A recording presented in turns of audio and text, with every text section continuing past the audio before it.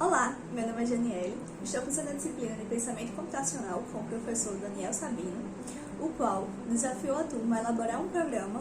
Sendo assim, me juntei ao João Pedro Fonseca e ao Vitor Vieira Taigino para reconstruirmos jogos da nossa infância, como o jogo da velha, o jogo da cobrinha e o Pong. Agora convido vocês a entender um pouquinho melhor de como conseguimos fazer isso. Jogos são ótima fonte de entretenimento. São através dele que podemos nos emocionar, vivenciar diversas realidades e até mesmo aprender. Além disso, um código-fonte simples de um jogo pode ser uma poderosa ferramenta para auxiliar na aprendizagem de uma linguagem de programação e de todos os conceitos que a envolvem.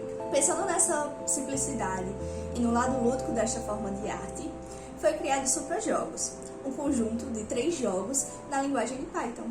Olá, eu sou o Victor Vieira e vou descrever um pouco como funciona a animação, o menu e o jogo Pong. Bom, na animação percebemos uma tartaruga que se move pela tela e algumas letras aparecem que tem o título do nosso projeto e os componentes. Além disso, a logo do MD também aparece.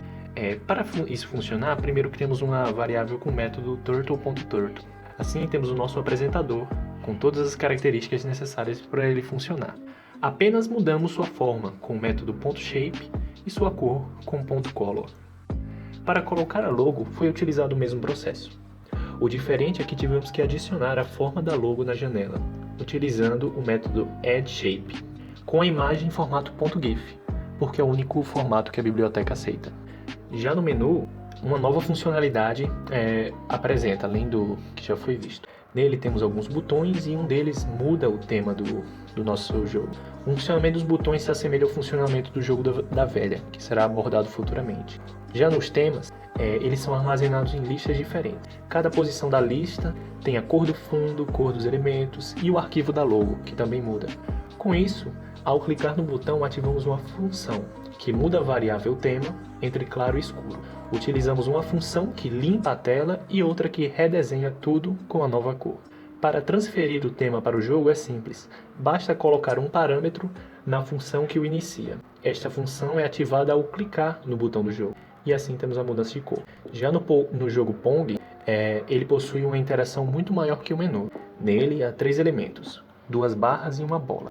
As barras se movem para cima e para baixo, a partir de comandos pelo teclado. A bola sempre se move na diagonal, e ao bater nas bordas superiores ou inferiores, ela muda o seu sentido no eixo Y. Quando bate nas barras, ela inverte o sentido no eixo X. Caso chegue na barra lateral, um ponto é marcado para o jogador do lado oposto.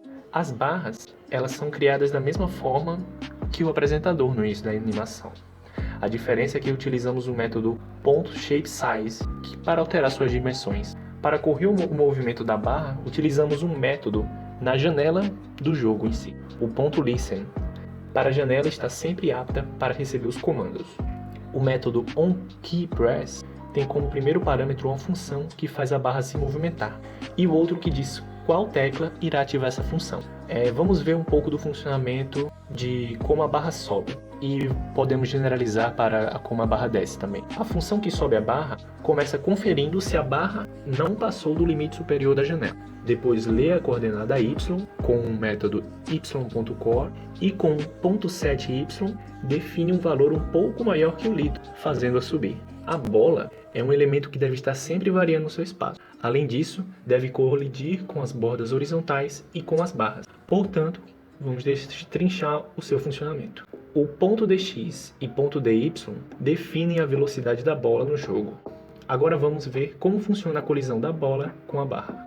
A posição da bola é conferida nos eixos x e y, para saber se passou ou não da barra. Para saber se está abaixo ou acima da mesma, caso encoste na barra, sua direção é invertida. A colisão da bola com as bordas e como os pontos são marcados é muito semelhante ao apresentado acima. Vamos demonstrar o nosso jogo da velha. Nesse caso, o X venceu. Eis o nosso código. Começamos por uma importação, a biblioteca gráfica Turtle. Em seguida, precisamos criar a nossa tela. Depois de criar a tela, vamos definir algumas variáveis. X começa jogando, O não joga, não teve nenhuma jogada ainda no início e também não tem game over, e todas as casas estão vazias. Muito bem, agora nós temos algumas funções. A primeira função é a desenha tabuleiro, que, como seu próprio nome diz, é responsável por desenhar um tabuleiro. Desenha O vai desenhar o O e recebe como parâmetro x e y, que são as coordenadas do nosso clique. Analogamente, temos desenha x. Repare que, nessas três, tivemos o tela update, que é responsável por mostrar o desenho, ou seja, por atualizar a tela para que o desenho seja mostrado. Em seguida, temos a função registra jogada, que também vai receber como parâmetros x e y. Ela vai verificar se o clique foi dentro do nosso tabuleiro e transformar essas coordenadas em índices de matrizes, e em seguida, efetuar a jogada,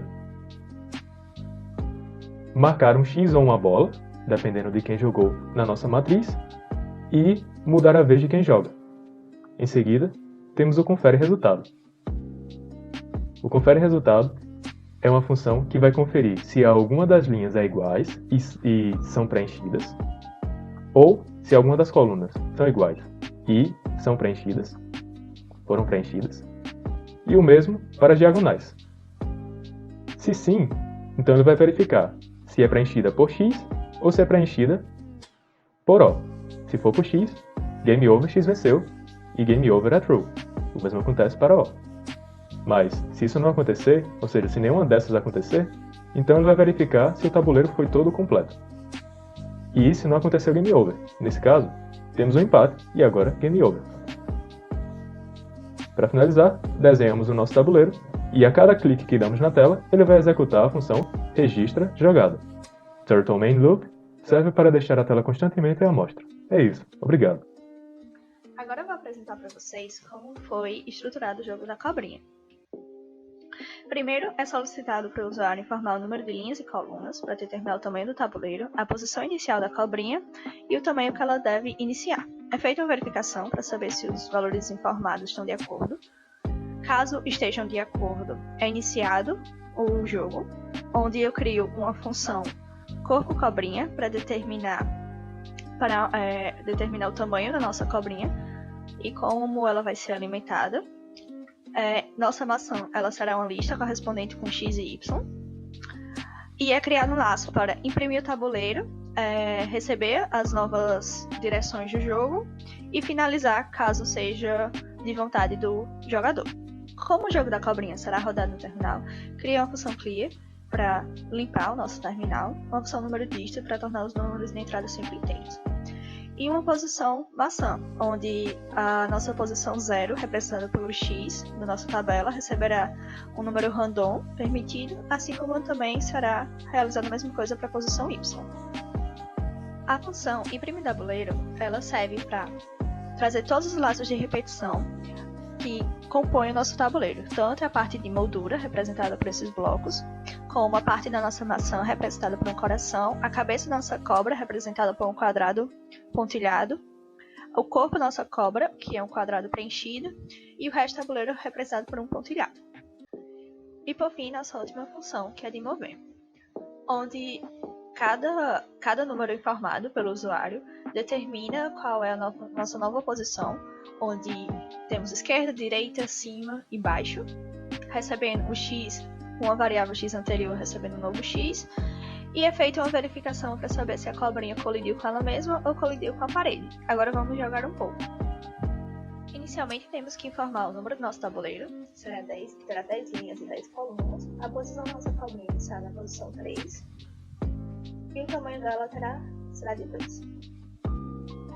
Como vocês podem ver, nossa cobrinha ela está um pouco distante da nossa maçã e temos que movimentá-la até lá. Então, irei sempre à direita.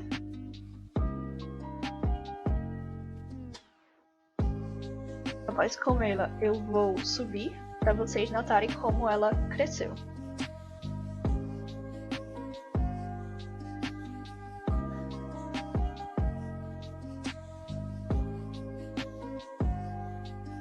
E é isto. Obrigada!